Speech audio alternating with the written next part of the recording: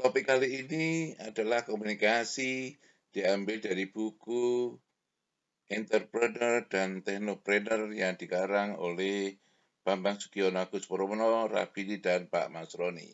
Disampaikan oleh Bambang Sugiono, Agus Purwono, Politeknik Negeri Malang.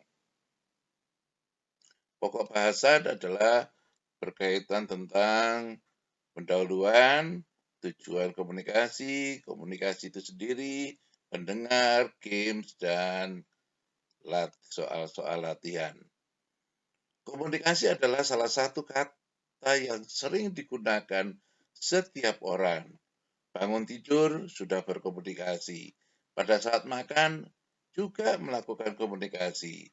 Berangkat bekerja atau melakukan kegiatan juga berkomunikasi.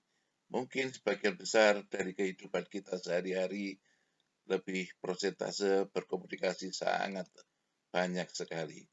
Tujuan daripada topik ini adalah mendefinisikan tentang apa itu komunikasi, menjelaskan model tentang komunikasi, yang berikutnya adalah menjelaskan tentang komunikasi yang efektif. Terminologi atau definisi komunikasi. Yang pertama adalah komunikasi adalah proses pengiriman ide atau pikiran dari satu orang kepada orang lain dengan tujuan untuk menciptakan dalam tanda petik pengertian dalam diri orang lain yang menerima. Yang kedua, komunikasi adalah proses pengiriman dan penerimaan berita atau sinyal. Yang berikutnya, komunikasi adalah proses penyaluran informasi dan pengertian dari satu orang ke orang lain. Terminologi yang lain adalah komunikasi adalah proses di mana satu pihak pengirim atau sender atau komunikator mentransmisikan informasi atau message kepada orang lain, penerima atau receiver. Definisi yang lain adalah komunikasi adalah proses dengan mana orang berusaha memiliki pengertian yang sama lewat transmisi dari pesan-pesan yang simbolis. Model yang dikembangkan adalah sender, ini juga menyampaikan satu message, kemudian di encoding, diterjemahkan melalui satu channel, kemudian diubah kembali, di decoding, kemudian diterima oleh receiver, kemudian mungkin ada yang belum jelas, perlu feedback, perlu ditanyakan ulang.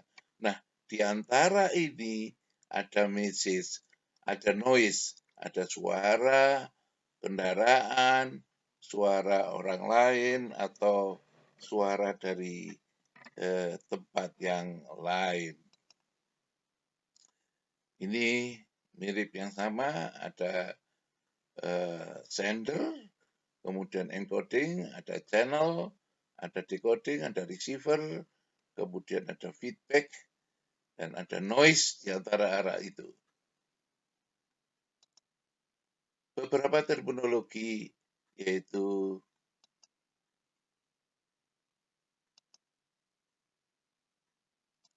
yang pertama, message. The encode information sent by the sender to the receiver.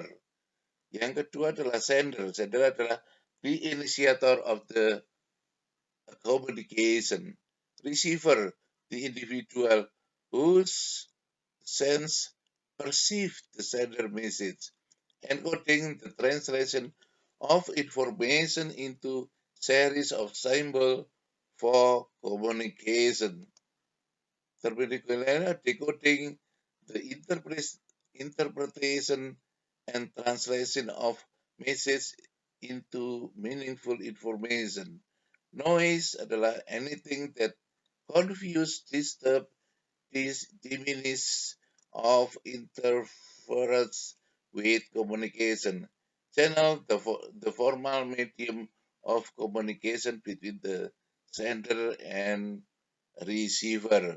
Misalkan kita telepon kepada seseorang, maka bukan suara yang terkirim, tapi diubah oleh bahasa tertentu kemudian diterima oleh orang lain, diubah lagi menjadi suara bagi penerima dengan telepon yang lain. Ada 3 hal yang penting dalam berkomunikasi. Komunikasi melibatkan orang lain. Yang kedua, komunikasi itu meliputi pertukaran arti atau shared meaning. Yang ketiga, komunikasi adalah simbolis. Komunikasi melibatkan orang. Memahami komunikasi meliputi percobaan untuk memahami bagaimana orang berhubungan satu dengan yang lain. Yang kedua, komunikasi meliputi pertukaran arti. Agar orang dapat berkomunikasi, mereka harus menyepakati definisi-definisi istilah mereka gunakan. Dengan kata lain, harus bicara satu bahasa. Komunikasi adalah simbolis, bisa menggunakan gerak-gerik, suara, huruf, angka, dan kata-kata hanya dapat mewakili atau mendekati gagasan yang mereka maksudkan untuk dikomunikasikan. Bentuk daripada komunikasi adalah bisa reading, bisa writing, bisa speaking, bisa listening. Empathic listening adalah seek first to understand, then understood. Komunikasi yang efektif adalah usaha-usaha untuk berkomunikasi.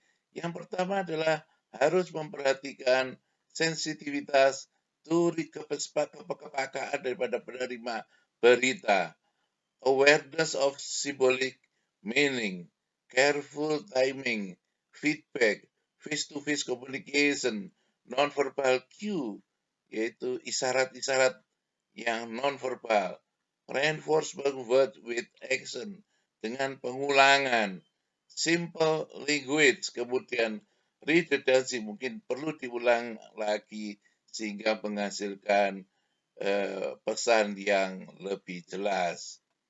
Beberapa game yang bisa dilakukan yaitu seseorang maju ke depan yang bisa kemudian menyampaikan melalui kata-kata, hanya menggunakan kata-kata saja, memerintahkan kepada orang lain untuk menggambarkan gambar seperti ini.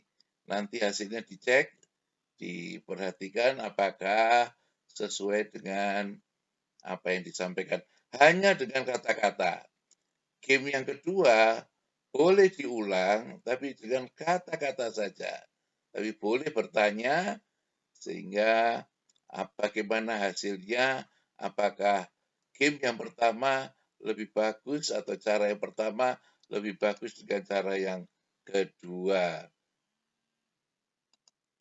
Daftar pustaka yang utama adalah yang ke-9, yaitu Entrepreneur dan Technopreneur, yang disusun oleh Bambang Sukiono, Agus Purwono, Rahbini, dan Mas Rodi. Beberapa biodata,